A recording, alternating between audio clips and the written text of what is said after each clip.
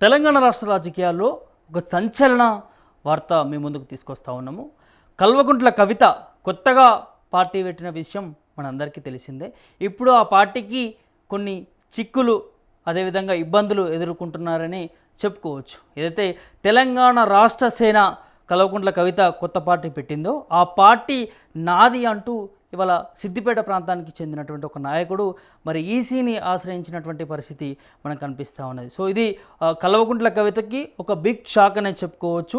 తను తెలంగాణ రాజ్య సమితి మేము గతంలోనే ఈ పార్టీని స్థాపించుకొని దాదాపు 10 నియోజకవర్గాల్లో అసెంబ్లీ ఎన్నికల్లో పోటీ చేశామంటూ కూడా బలరంగం ముదిరాజు ఇవాళ ఈసీని ఆశ్రయిస్తున్నటువంటి పరిస్థితి మనకు కనిపిస్తూ ఉంది. అన్న జూమ్ కాల్ ద్వారా మనకి అందుబాటులో ఉన్నారు, ఒకసారి మాట్లాడే ప్రయత్నం చేద్దాం. అసలు టీఆర్ఎస్ తెలంగాణ రాజ్య సమితి నాదంటున్నాడు పార్టీ, మరి ఇటు కవిత మాత్రం కొత్తగా టీఆర్ఎస్ పార్టీ తెలంగాణ రాష్ట్ర సేన అని పెట్టుకోవడం జరిగింది. మరి తనకు వచ్చినటువంటి ఇబ్బందులు ఏంటి, తను ఎందుకు ఈసీకి కంప్లైంట్ చేయాల్సినటువంటి అవసరం ఏమొచ్చింది అనేది ఒక్కసారి వారితోనే మాట్లాడించే ప్రయత్నం చేస్తాను. బలరంగం ముదిరాజు గారు చెప్పండి ఒకసారి, అంటే ఎందుకోసం మీరు దీన్ని అప్పీల్ చేస్తూ ఉన్నారు, ఇటు ఈసీకి కావచ్చు అటు కోర్టు కూడా వెళ్తున్నారంటూ కొన్ని వార్త వస్తూ ఉంది, ఏంటి ఏం చెప్తారు దీనికి సంబంధించి? ముఖ్యంగా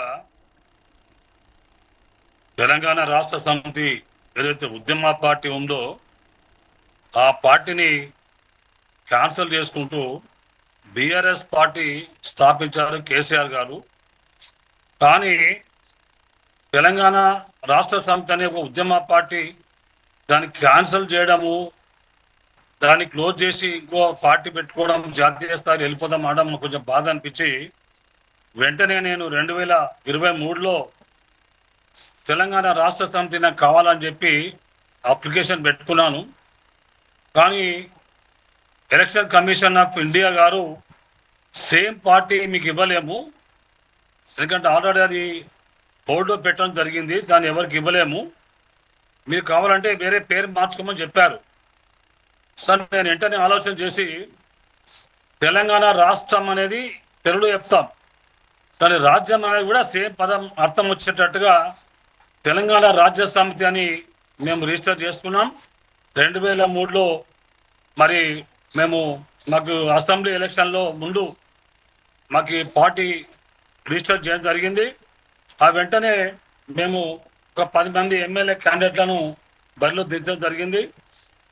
ఇప్పుడు తెలంగాణ రాష్ట్ర సమితి కాకుండా తెలంగాణ రాజ్య సమితి అనే పేరు టీఆర్ఎస్ అనే అబ్రివేషన్ నేమ్తో ఉన్నప్పుడు సేమ్ మళ్ళా తెలంగాణ రాష్ట్ర సేన అనే పార్టీ వస్తే దానివల్ల మా పార్టీ డ్యామేజ్ అవుతుంది. మరి మాకు ఇచ్చినటువంటి రిజిస్ట్రేషన్ ఏదైతే ఉందో దానికి ఉల్లంఘన జరిగి భంగం బాటిల్లే పరిస్థితి ఏర్పడుతుంది. జనంలోకి చాలా ఒక కన్ఫ్యూజన్ క్రియేట్ అవుతుంది. అట్లాగే లేనిపోని సమస్యలు అరౌజ్ అవుతాయి. క్యాంపెయినింగ్లో మరి ఇద్దరం కూడా ఒకటే అబ్రివేషన్ మీద వెళ్తే మాకు చాలా సమస్య వస్తుందని చెప్పి మేము ఎన్నికల కమిషన్కి పిటిషన్ వేయడం జరిగింది. అలాగే తెలంగాణ కమిషన్ కూడా, ఎలక్షన్ కమిషన్ కూడా మేము పిటిషన్ వేయడం జరిగింది. ఎందుకంటే ఇది మరి రాజ్యాంగ ఉల్లంఘన అవుతుంది. ఒక పార్టీకి ఇచ్చిన తర్వాత మళ్ళీ అదే సేమ్ అట్లా ఇవ్వలేరు కదా. ఇప్పుడు బీజేపీ ఉంది, సేమ్ ఇంకో బీజేపీ ఇవ్వలేరు కదా, అప్లికేషన్ అట్లా ఉంటుంది కదా. ఓ డిఎంకే ఉంది, ఓ డిపి ఏదో ఒకటి ఉంటుంది కదా. మరి దానికి సేమ్ అట్లాగే వచ్చేటట్టు పదాలు వచ్చేటట్టు మరి ఎలక్షన్ కమిషన్ అట్లా రిజిస్టర్ చేయడం తగదు. కాబట్టి దానికి మేము అబ్జెక్షన్ చెప్తున్నాం. ఒకవేళ మా అభ్యర్థులను పట్టించకపోతే మేము కోర్టు కూడా వేయడానికి సిద్ధం అవుతున్నాం. ఇది విషయం. బలరాం గారు, ఇవాళ ఈ టీఆర్ఎస్ పార్టీ తెలంగాణ రాష్ట్ర సేన దాదాపు రిజిస్ట్రేషన్ కూడా వెళ్తూ ఉన్నాము, మాకు ఎట్లాంటి ఇబ్బందులు కూడా జరగవు, ఎందుకంటే గతంలో టీఆర్ఎస్ తెలంగాణ రాష్ట్ర సమితిగా ఉన్నటువంటి వాళ్ళు బీఆర్ఎస్గా పార్టీ పేరు పెట్టుకున్నారు, మాకు ఎట్లాంటి ఇబ్బంది కూడా లేదు, ఆ పేరు ఖాళీగా ఉన్నది, మేము ఆ పేరుతో ముందుకు వెళ్తామన్నది కల్వకుంట్ల కవిత చెప్తా ఉన్నారు. కానీ మీరు మాత్రం తెలంగాణ రాజ్య సమితి టీఆర్ఎస్గా గతంలోనే దీనికి రిజిస్ట్రేషన్ చేసుకున్నాము, 10 నియోజకవర్గంలో పోటీ చేసినామని చెప్తా ఉన్నారు. మరి ఈ ఈక్వేషన్స్ ఒకవేళ కవిత వెనక్కి తగ్గకుండా ముందుకు వెళ్తే అంటే ఎట్లా ఉండబోతుంది? మీరు పార్టీ పేరు చేంజ్ చేసుకుంటారా, లేకపోతే ఏం కార్యాచరణ ముందుకు తీసుకుపోతా ఉన్నారు? మేము 2003లోనే మాకు రిజిస్ట్రేషన్ చేసింది ఈసీఐగా. మేము ఎందుకు వెనక పోతాం? ఒకవేళ పోతే వాళ్ళే పేరు మార్చుకొని తెలంగాణ రాష్ట్ర సేన జాగృతి అని పెట్టుకొని, జాగృతిగా మేడంది, దాని పక్కన జాగృతి అని పెట్టుకొని, ఇంత ముందు కూడా మన రాష్ట్రంలో తెలంగాణ రక్షణ సమితి అని ఒక పార్టీ వచ్చింది, టిఆర్ఎస్ అని. కానీ ఎలక్షన్ కమిషన్ దాన్ని డెమోక్రట్ గా మార్స్తేనే ఇచ్చింది అనమాట. అంటే టిఆర్ఎస్ డెమోక్రసీ అని ఒక గౌడ్ అని ఆయన పెట్టుకున్నాడు. అది మహబూబాద్ జిల్లాలో ఇక్కడ ఉంది. అది డెమోక్రసీ అని పెట్టుకోండి పక్కన. తెలంగాణ టిఆర్ఎస్ వచ్చినప్పటికీ పక్కన డెమోక్రసీ అని పెట్టుకున్నాడు. అట్లాగే ఒకవేళ కవిత గారికి అదే పేరు కావాలనుకుంటే టిఆర్ఎస్ జాగృతి అని పెట్టుకోమనండి, మాకేం సంబంధం, మాకే అభ్యంతరం లేదు. కానీ సేమ్ ఒకటే టిఆర్ఎస్ అని ఉంటే ఇద్దరికి ఇబ్బంది అవుతుంది, ఇద్దరికి ఎలక్షన్లో పోవడం కష్టం అవుతుంది, దానికి క్రాస్ అవుతుంది, చాలా ఇబ్బంది అవుతుంది. అంటే ఇక్కడ తెలంగాణ రాష్ట్ర సేన అనే ప్లేస్ వచ్చింది, మీది మాత్రం రాజ్య సమితి అని ఉంది. అంటే పేర్లు డిఫరెంట్గా ఉన్నది అనేది ఒకటి కూడా వినిపిస్తూ ఉంది కదా, మరి దీన్ని ఎట్లా చూస్తారు? అట్లా అబ్రివేషన్ సేమ్ ఉండడానికి వీలేదు. బీజేపీ ఉంది, అదేదో పేరు కలిసేటట్టు పెట్టుకుంటే బీజేపీతో పాటిస్తుందా? ఎలక్షన్ రీసెట్ అవుతుందా? కాంగ్రెస్ ఉంది, మస్తు చాలా కాంగ్రెస్ చాలా ఉన్నాయి. తృణమూల్ కాంగ్రెస్ ఉంది, వైఎస్ఆర్ కాంగ్రెస్ ఉంది. అట్లా పక్కన కాంగ్రెస్ పక్కన వేరే పెట్టుకుంటారు. కానీ మొత్తం కాంగ్రెస్ కానీ ఏ పార్టీ ఎట్లాంటి రిజిస్ట్రేషన్ కాదు కదా.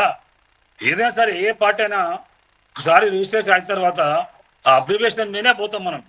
ఎలక్షన్ మొత్తం 4 పేజ్ చెప్పుకొని పోం కదా.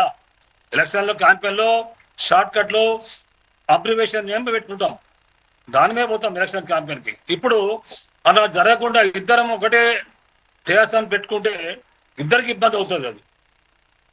సో ఇక్కడ కల్వకుంట్ల కవిత కూడా పార్టీ విషయంలో కూడా చాలా తెలివిగా టీఆర్ఎస్ తెలంగాణ రాష్ట్ర సమితితో పాటు కింద అసోసియేషన్ అనే ఆ పేరు కూడా మెన్షన్ జరిగింది. అంటే టీఆర్ఎస్ ఏగా పార్టీ కూడా అనుకోవచ్చు కదా, ఒకవేళ ఇందులో ఇబ్బందులు ఏర్పడితే కవిత పార్టీ పేరు మార్చుకునే అవకాశం ఉంటుందేమో, ఎట్లా చూస్తారు దీన్ని? ఏదైనా అబ్రివేషన్ సేమ్ ఉండకూడదు బ్రదర్. వేరే పెట్టుకుంటే మాకు అభ్యంతరం లేదు, పక్కన వేరే పెట్టుకోవాలి జాగ్రత్త. ఇంకా ఏదో దానికి పోక పెట్టుకుంటే మాకేమో ఇబ్బంది ఉండదు. బీఆర్ఎస్ అనే టీఆర్ఎస్ అనే పెట్టుకుంటే కష్టం అవుతుంది ఎవరికైనా. అంటే దాదాపు పార్టీ పేరు ప్రకటించి 5 రోజులు అవుతా ఉంది, కానీ మీరు ఈసీకి ఎప్పుడు ఆన్సర్ చేశారు? ఈసీకి ఎప్పుడు కంప్లైంట్ ఇచ్చారు ఏంటి? ద సేమ్ డే ఆమె 25th రోజు అనౌన్స్ చేశారు. మేము మధ్యలో సండే వచ్చింది, మేము 27th రోజు మేము అప్పీల్ చేశాం, ఈసీఐకి చేశాం. అట్లాగే election commission of state election commission కూడా చేశాం. ఓకే, ఫైనల్గా ఏం చెప్పదలుచుకున్నారు కల్వకుంట్ల కవితకి ఈ వేదిక నుంచి మీరు? మేము ఒకటే రిక్వెస్ట్ చేస్తున్నాం. సో ఆ ప్రజాస్వామ్యంలో ఎవరైనా ఏ పార్టీ పెట్టుకునే హక్కు ఉండదు, మేము కాదంటలేము, పెట్టుకొని. కానీ 2 క్లాస్ కాదు కదా, ఒకటే అబ్రివేషన్ మీద 2 పార్టీలు నడవడం కష్టం ఒకటి రాష్ట్రంలో. కాబట్టి ఆమె చేసుకుని ఆల్రెడీ ఇంకా రిజిస్టర్ కాలేదు కాబట్టి ఆమె పక్కన జాగృతి అనే పెట్టుకుంటుంది. అంతమో ఆల్రెడీ జాగృతి అనే పేరు ప్రఖ్యాతులు ఉన్నాయి జాగృతి కింద, ఆ నేమ్ కింద ఆమె జెండా కింద నడుస్తుంది ఎజెండాలో. అదే పక్కన పెట్టుకుంటే మాకేం అభ్యంతరం లేదు. ఫైనల్గా మీరు అంటే టీఆర్ఎస్ ఒకవేళ కల్వకుంట్ల కవిత ఇదే విధంగా మరి ఈసీలో రిజిస్ట్రేషన్కి వెళ్తే అడ్డుకునే ప్రయత్నం చేస్తారా, ఎక్కడికైనా వెళ్తారా, లేకపోతే ఏంటి ఏం చెప్తారు? తప్పకుండా కోర్టు రాజ్యాంగం ఉంది కదండి, తప్పకుండా కోర్టు పోతాం. అలా వినడానికి వీల్లేదు కదా. మాకేంటంటే అట్లా చేసడం ఉల్లంఘన అవుతుంది, చట్ట విరుద్ధం, ఆర్టికల్ విరుద్ధం అవుతుంది, ఉల్లంఘన అవుతుంది. అట్లా ఇవ్వడానికి లేదు కాబట్టి మేము తప్పనిసరి కోర్టుకు వెళ్తాం. థ్యాంక్ యూ అండి, thank you so much for joining. ఇది ఓవరాల్గా తెలంగాణ రాష్ట్రంలో కొత్త పార్టీ పేరు మీద చాలా విధాలుగా వివిధ పార్టీలు స్పందిస్తూ ఉన్నాయి, మాట్లాడుతూ ఉన్నాయి. కొందరు వ్యతిరేకంగా మాట్లాడుతూ ఉంటే కొందరు పాజిటివ్గా మాట్లాడుతూ ఉన్నారు. కానీ ఇవాళ టీఆర్ఎస్ పార్టీ మాది అంటూ కూడా సిద్దిపేట నుంచి బలరంగం ముదిరాజు మరి ముందుకు వస్తూ ఉన్నాడు. తను తెలంగాణ రాజ్య సమితిగా 2023లోనే మేము పార్టీ స్థాపించామంటూ కూడా తను చెప్పుకుంటూ వస్తున్నటువంటి సందర్భం కనిపిస్తూ ఉన్నది.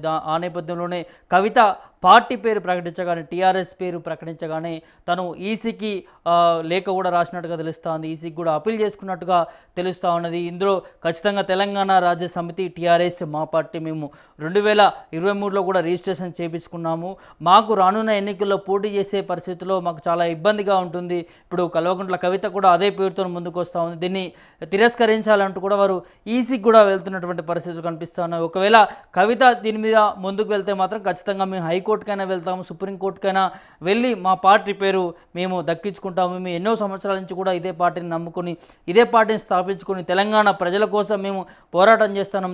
టీఆర్ఎస్ తెలంగాణ రాజ్య సమితిగా పోరాటం చేసుకుంటూ ముందుకు వస్తూ ఉన్నాం. గతంలో 10 నియోజకవర్గంలో మరి పోటీ చేస్తాము, ఇప్పుడు రానున్న ఎన్నికల్లో కూడా పోటీ చేస్తాము. ఇప్పుడు ఎన్నికల్లో 2 పార్టీలు ఒకే విధంగా ముందుకు వెళ్తే టీఆర్ఎస్ అనే ఆ పేర్లతో వెళ్తే ప్రజలు ఏ పార్టీకి ఓటు వేయాలనేది కొంత కన్ఫ్యూజన్ అవుతారు. కాబట్టి ఖచ్చితంగా ఎలక్షన్ కమిషన్ దీంట్లో యాక్షన్ తీసుకొని దీంట్లో పరిణామాలు ఒకసారి అంటే మా పార్టీ ఎప్పుడు జాయిన్ అయింది, ఎప్పుడు పార్టీ పేరు పెట్టింది, ఎప్పుడు రిజిస్ట్రేషన్ జరిగింది అనే దాన్ని పరిగణలోకి తీసుకొని ఆ పార్టీ పేరుని ఖచ్చితంగా మార్చుకోవాలి కల్వకుంట్ల కవిత అంటూ కూడా ఫిర్యాదుదారుడు ఇవాళ అప్పీల్ చేస్తూ ఉన్నాడు ఇటు కల్వకుంట్ల కవితకు కూడా. మరి చూద్దాం, కొత్త పార్టీ పేరు మీద కవిత ఎన్నో ఆశలు పెట్టుకుంది. చాలా రకాలుగా పేర్లు వినిపించాయి కొత్త పార్టీకి సంబంధించి, కల్వకుంట్ల కవితకు సంబంధించి. ఏదైతే తెలంగాణ ప్రజా జాగృతి పార్టీ పెడుతుంది అంటూ కూడా కొంత వైరల్ వచ్చాయి రీసెంట్గా పార్టీ పెట్టక ముందుకు. ఆ తర్వాత చాలా పేర్లు మనకి చిట్ చాట్లో కావచ్చు అక్కడిక్కడ వినిపించినటువంటి పరిస్థితులు కనిపించాయి. కానీ ఓవరాల్గా టీఆర్ఎస్ పార్టీ అని పేరు పెట్టుకుంది. సో ఇది కేసీఆర్ మీద కక్షతోనని కొంతమంది అంటూ ఉన్నారు. ఇది బీఆర్ఎస్ పార్టీ మీద పగ తీర్చుకోవడానికి కవిత ఈ పార్టీ పెట్టిందని కొంతమంది అంటున్నారు. కవిత వెనకాల కేసీఆర్ ఉండి ప్లాన్ చేస్తున్నాడు అనేది కొంతమంది మాట్లాడుతూ ఉన్నారు. మరి చూద్దాం, మరి కవిత ఈ పార్టీ విషయంలో ఎట్లా ముందుకెళ్తుంది, ఇటు వచ్చేటటువంటి చిక్కులు ఇబ్బందులు సంబంధించి ఏ విధంగా స్పందిస్తుంది, మరి అటు ఈసీకి వెళ్తున్నటువంటి తరుణంలో ఈసీ ఒకవేళ అబ్జెక్షన్ చెప్తే కవిత రియాక్షన్ ఏంటి, ఎట్లా ముందుకెళ్తుంది అనేది కూడా చూడాల్సినటువంటి అవసరం ఉంటుంది.